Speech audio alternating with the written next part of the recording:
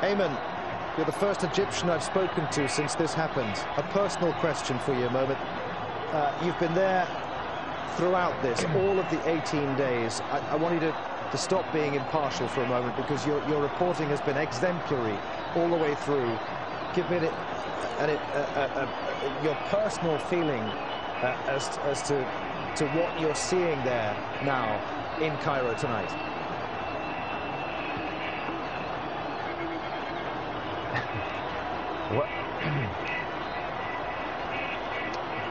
Well, you know, Adrian, as somebody who spent a lot of time growing up here in Egypt, and you've seen the sacrifices that have been made by so many people over the years, ordinary Egyptians who had been complaining for a better quality of life, for those who, you know, for decades indeed tried to make that dream a reality, the sacrifices that so many people have made, particularly in the last years. For years, the Egyptian people have been criticized for being somewhat apathetic, for being somewhat disenfranchised, not taking care or not taking their own destiny in their hands.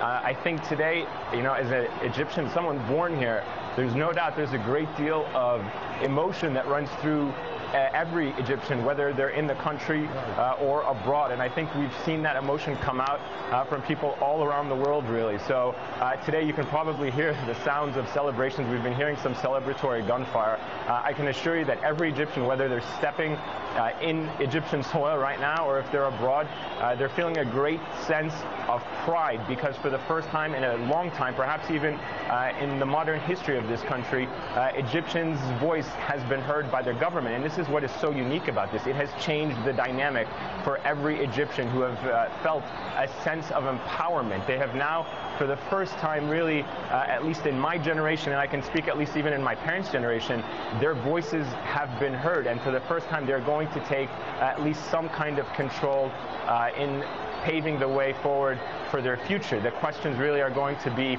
very challenging, but tonight it's taking a sense of pride in that the people that have been dormant for so long have indeed risen and demanded a better future for themselves. So it is a very emotional night. I can tell you that as an Egyptian who was born here, there's no doubt that I never thought that I would actually live to see a day like this, because you hear about Egypt in the past from your parents and grandparents, the sacrifices that so many Egyptians have made to live abroad and immigrate, seeing that better future.